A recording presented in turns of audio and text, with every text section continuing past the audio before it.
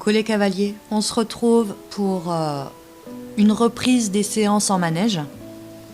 Donc là, on fera 2 séances par semaine en manège pour le reste dans le rond tant qu'on peut le faire.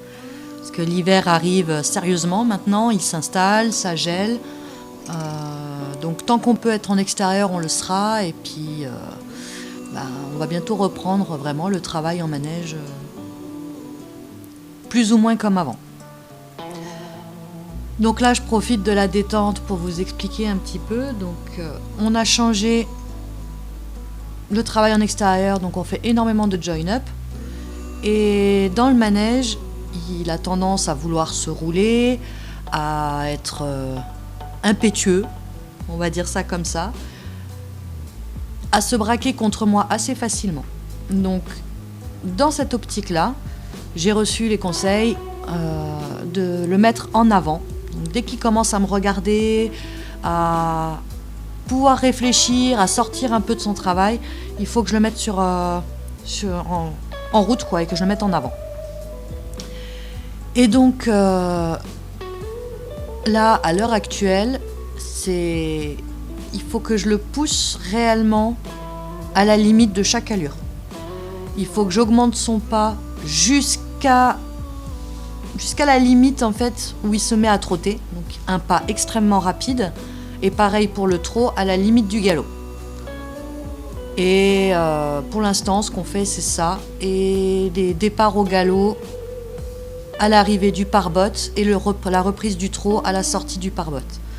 Et donc pour l'instant, on se met d'abord en place, et une fois qu'il aura cédé à ma main, on pourra commencer à travailler correctement.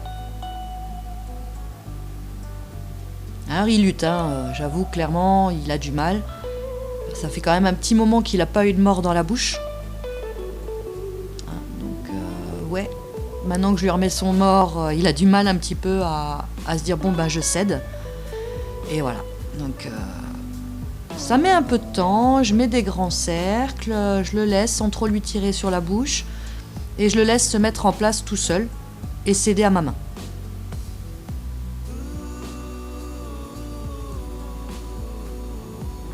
Voilà, tant qu'il est comme ça, c'est pas possible, on peut pas travailler.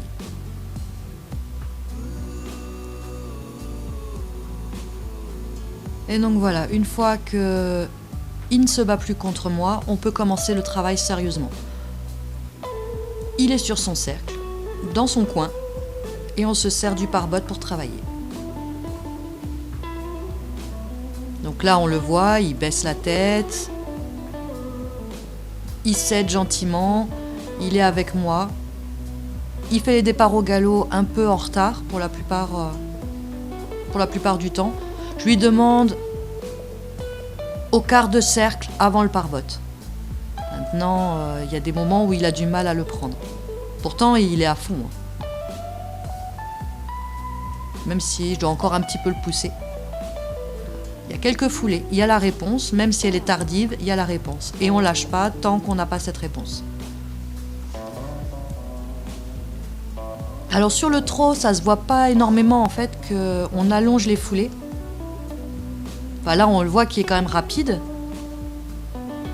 Mais par rapport à son trot habituel, on voit pas trop la différence au niveau de la vitesse.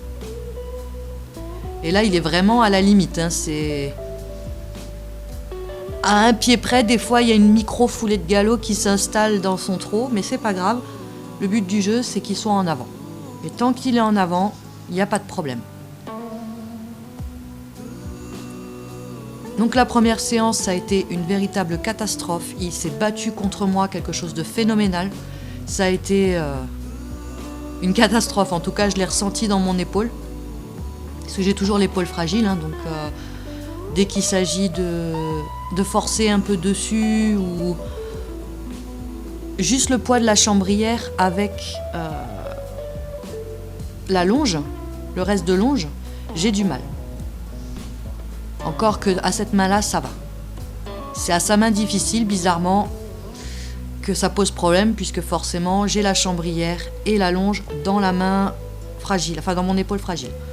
Donc les 3/4 du temps, je suis obligée d'y mettre tout mon poids pour contrebalancer en fait mon manque de force. Mais bon, je trouve que ça va, là, pour le coup, il a cédé assez rapidement, il a eu un peu plus de mal à céder à sa main difficile. Mais honnêtement, ça s'est plutôt bien passé. Et donc, en prime, on m'a, entre guillemets, appris à anticiper ces conneries. Donc, quand il commence à me regarder un petit peu de travers, ou qu'il regarde dehors, enfin, quand il regarde dehors, c'est moins réactif.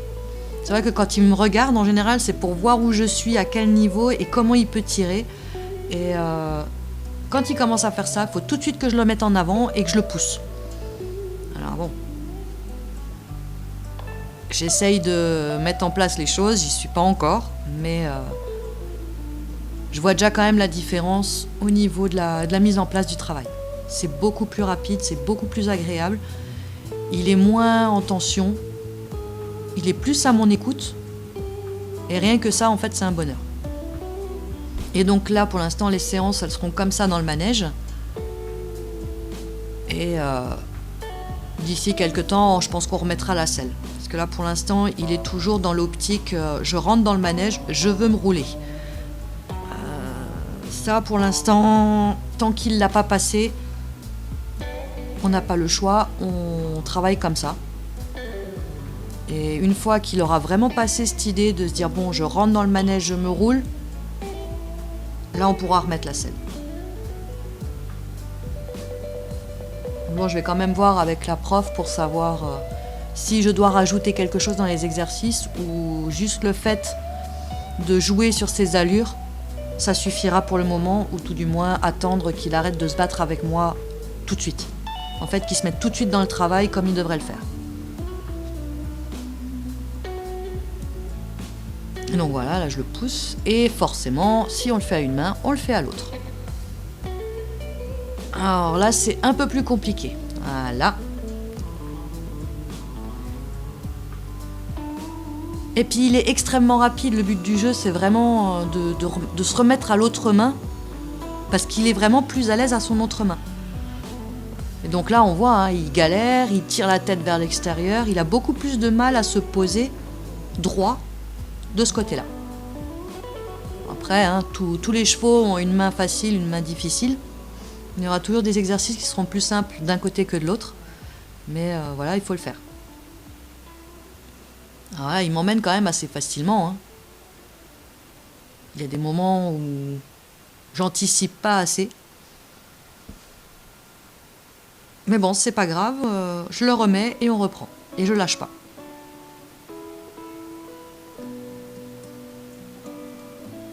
Après, j'avoue que quand il tire beaucoup comme ça, de ce côté-là, je le sens pendant 2-3 jours derrière. Voilà, clairement,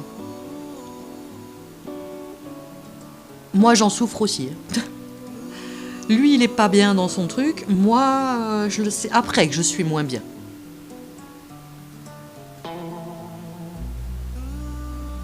Bon, là, ça commence à aller un peu mieux. Il baisse la tête, commence à avoir de bonnes réponses. La demande de galop, ça va plutôt pas mal, mais bon, il a toujours tendance, voilà, à vouloir agrandir son cercle, à me tirer de l'autre côté.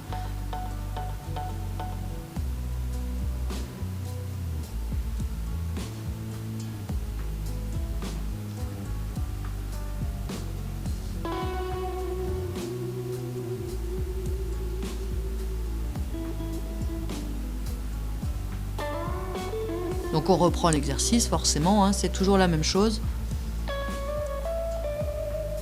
On pousse les allures au maximum. Là, pour l'instant, il est au trot, on essaye de le pousser au maximum. Et on va dire à peu près un tour sur 2, voire des fois un tour sur 3, je lui demande le galop. Parce que si je le fais tout le temps, en fait, il va le faire sans que je lui demande. Et c'est pas tout à fait ce que je veux. Alors là, par exemple, il a voulu, il a essayé, et je l'ai tout de suite repris. J'ai compris avant qu'il allait me faire une connerie, et dans la foulée, je l'ai relancé. Et en fait, à chaque fois, il faut que j'anticipe comme ça.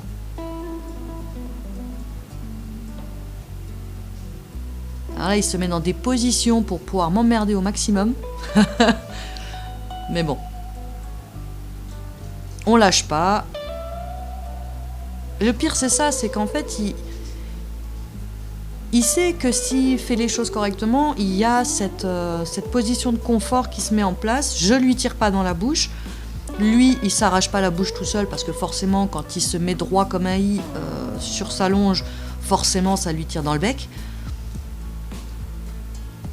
Mais de ce côté-là, il faut toujours qu'il fasse le chiant. C'est plus long.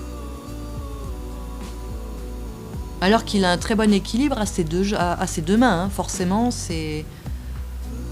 Mais j'ai beaucoup plus de mal à l'avoir avec moi de ce côté-là.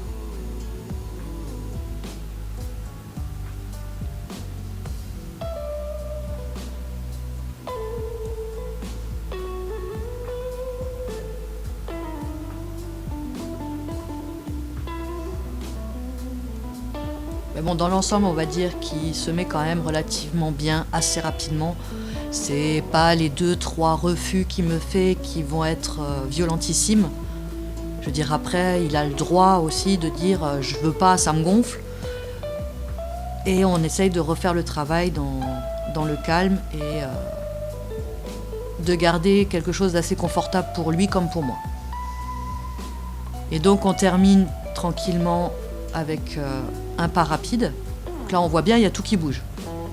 Il y a l'encolure qui bouge, les fesses qui bougent, les épaules, on les voit bien bouger. Et il n'a pas l'habitude en fait. Il n'a plus l'habitude, il engage déjà très bien. Et voilà, c'est la limite. Donc s'il part au trot, c'est pas grave. On le fait revenir au pas tranquillement. Et on reprend et on lui met de l'énergie. C'est bon pour son dos, c'est bon pour son encolure parce que forcément plus il va la descendre et plus elle va muscler dans le bon sens. Parce qu'en fait à chaque fois qu'il remonte au pré, il fait son beau mal alors que c'est un hongre. Et forcément il revient et il a l'encolure à l'envers, enfin c'est une catastrophe. Mais bon, ça se reprend assez facilement. Mais ça met du temps en fait à démuscler pour remuscler dans le bon sens. Voilà.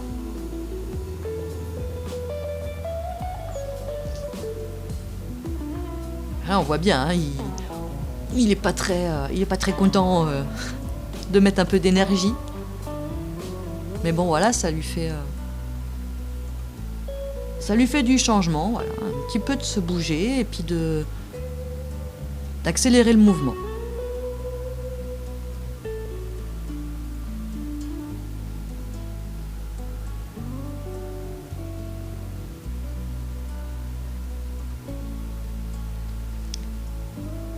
Alors là, pour le coup, j'ai un peu galéré.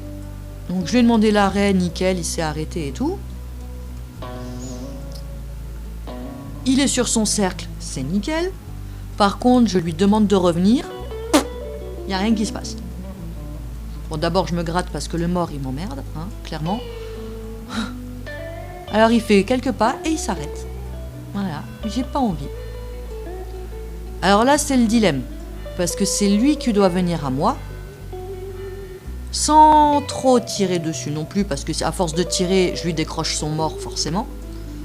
Ou tout du moins, je le fais avancer dans sa bouche, ce qui n'est pas très agréable pour lui. Mais je peux pas non plus dire c'est moi qui me déplace jusqu'à lui, puisque dans ce cas-là, c'est plus moi le dominant, c'est lui. Sacré dilemme.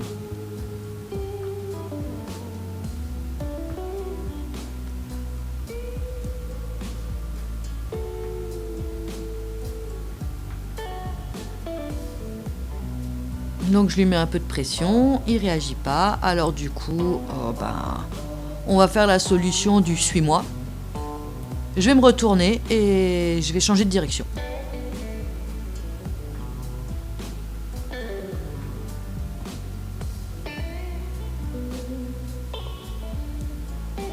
Alors là, il a tensionné. Alors il me dit, ah, qu'est-ce qui se passe ?